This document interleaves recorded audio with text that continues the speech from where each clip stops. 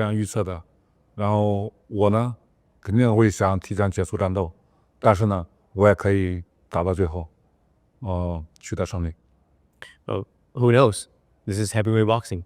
Of course, I want to end this fight as early as possible. But also, if he's ready for 12 rounds, I'm ready for 12 rounds. I'm ready for win by distance on points as well. Okay. We know what's on the line here. The winner of this is going to get a shot at Alexander Usyk, or whoever holds the belts. Obviously, the IBF situation is there as well. Daniel Dubois and Joseph Parker obviously contesting it for this Saturday.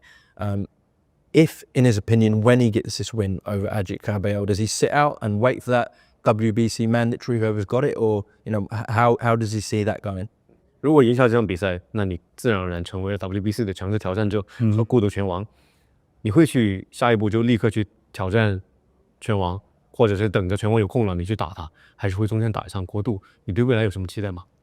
这个还没有考虑过，然后等拿到这个国度拳王，拿到这个全职挑战的再说吧。现在主要的目标还是拿下这场比赛。So I'll talk about it. I'll think about it after I get the victory. Right now, my focus is 100% on Agit Kabayel. I don't know what's the future hold for me, but right now it's 100% Kabayel. Just to close off, it's this camera here. Does he want to send a message back to his beloved fans in China ahead of Saturday night? 能够看着这个镜头跟中国的拳迷说一句话吗？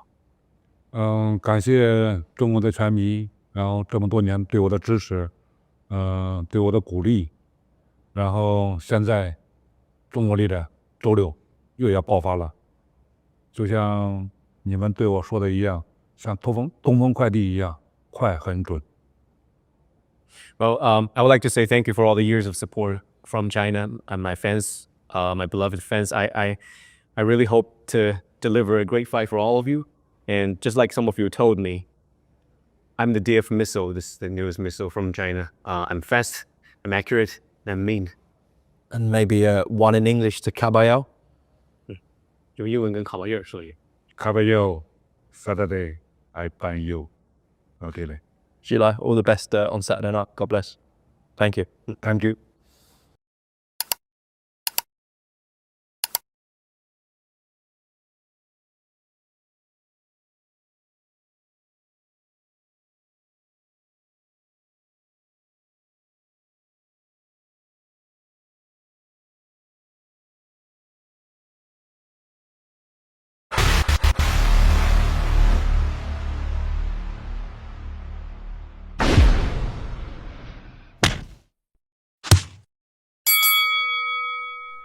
Joseph Parker gave an interview with Ring Magazine, and it's available on YouTube. I recommend you give it a watch. He is talking about, various things in the build-up to this fight, saying that it's basically now about recovering, just making sure that he's at optimum, fight zone anyway, or peak, and everything for fight night. He's talking about various training methods he's been doing, training late at night to try and acclimatise to the time in Saudi, because there is a time difference between Saudi Arabia and the UK. It's about, 2-3 hours. So if he's fighting, let's say 10 p.m. UK time, that's going to be about 1 o'clock in the morning thereabouts, midnight, 1 o'clock. So trying to, optimise, his body clock, so to speak, to be kind of peaking when you want to, and obviously the later those shows go, you're going to get tired. If you're used to, going to bed by 10:30, 11 o'clock UK time, well, it's going to be a bit of a shock to the system, isn't it? When you get to Saudi, it's 1 a.m. and you still, are sharp, or you're still trying to stay sharp. But crucially in this interview, he's again talking about Daniel Dubois. He's talking about Daniel Dubois trying to, basically he's saying that, yeah, Dubois is confident, but he's going to try and bring out, I'm paraphrasing, the quote-unquote quitter in him. He mentioned Joe Joyce, he mentioned Alexander Usyk, and it's not the first time Joseph Parker's mentioned this in the build-up to this fight. It's not the first time.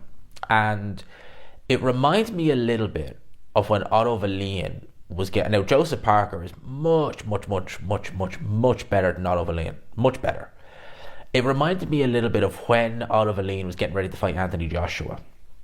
Now, in the build-up to that fight, Otto Wallin, I'm not making excuses here, but he didn't look... He's never out of shape, Otto Wallin, but he didn't look in incredible physical shape, to say the least. And considering he only had a fight, literally, two and a bit months prior. It makes you wonder what he did. In the build-up to that fight, all he ever talked about was AJ's fragile mindset. That's all he talked about was, oh, AJ's fragile mind, AJ's fragile mind, AJ's fragile mind. Okay, right, but like, how do you plan on exploiting that? How do you plan on, making AJ question himself? How do you plan on, taking advantage? If in fact you believe AJ has a fragile mind going into that fight, how do you plan on, making that count for you? Considering the fact, I know Joseph Parker is not a former sparring partner of Danny Dubois, but in Valin's case, it's like, you're a former sparring partner, and by all accounts, you never even came close to getting the better of him in sparring. So again, how do you make this count? You're relying too much on it. Apparently wonders, is Parker relying a little bit too much on that with Danny Dubois? Because you got to remember, at the end of the day, yes, he's quit twice, and even though Daniel Dubois, when he quit against Joe Joyce, he was in his very early 20s. He would have been about, 22, 23, thereabouts, 20, probably would have been about 21, 22, thereabouts, right? So when he quit against Joe Joyce, yes, he was young. He wasn't taking a crazy Hail Mary beating or anything like that. He was used to having it his own way against pretty much all fighters he's been in there with. He's used to, even against bigger guys, ragdolling them like he did against Razvan Kajanu, Richard Latte, etc. Nathan Gorman, even though Nathan Gorman wasn't bigger, you know what I mean? He's used to ragdolling these big guys. He couldn't do that with Joe Joyce, and Joe Joyce was very sharp and was very good that night. He was very good that night, really, really good. And at the end of the day, we don't know what Daniel Dubois was feeling. They say it was an what was it? I know it was an eye injury, but I can't remember exactly the extent of it. We don't know what he was feeling, so okay, you will give him the benefit of the doubt in that one. It happens then against Alexander Usyk in a fight where, again, he's not necessarily taking a beating per se. He's losing the rounds very, very clearly, a lot more clearly than he was losing to Joe Joyce.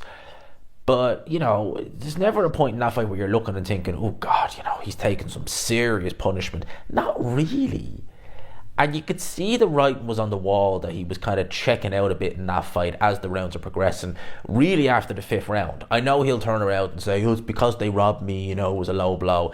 No, because you kind of, I think, knew at that point, and as well as that Usyk adjusted at that point, I think it was like you knew kind of, all right, look, the one weapon I had was that body shot, and now it's gone, and, well, what can I do now? So he checked out mentally in that fight. He couldn't impose himself on Alexander Usyk. I think he'll be able to do that on Joseph Parker. And again, it has me wondering, is Joseph Parker relying on this too much? Again, Daniel Dubois has come on leaps and bounds since the Alexander Usyk fight. Maybe not physically, but more so mentally. He's had those moments, those tough moments in fights. Yes, he's had those moments in fights where he's been competitive in, and he's had his moments as well as the other fighter. Whereas, against someone like Alexander Usyk, it was really all Usyk, really, if you go back and watch the fight. But he's had those good check moments. He had it against Miller. And, there's times in that Miller fight you really did look and think, the body language doesn't look great in there. There was definitely times against Hrgovic. There wasn't really times against Hrgovic you worried about in terms of the body language. You just thought, how many flipping right hands are you going to take before you actually keel over? You've taken that many of them. And with Hrgovic, you got the impression Dubois kind of knew, all right, at least you can hit me, but I can hit you back, and I hit harder, so let's do it. You never really seen any kind of fear or anything like that in him in those, well, not fear in the Jarrell Miller fight, but he'd come through adversity, he came through it, he needed help, he needed his dad to, hear his voice to get him through, but he got through it. Hrgovic, different story. Anthony Joshua, he beat the living crap out of Anthony Joshua, so he won't even go there because he didn't have to come through any adversity in that fight. Against Parker, listen, Parker is a very good fighter. He's technically pretty good. Defensively, he can be a little bit opened. If Daniel Dubois puts it on Joseph Parker, which we've seen fighters in the past do, even in some of his wins, Derek Chisora at times made it very uncomfy for Joseph Parker in there. We've seen Joseph Parker be found wanting in those situations when he's really needed to go and grab.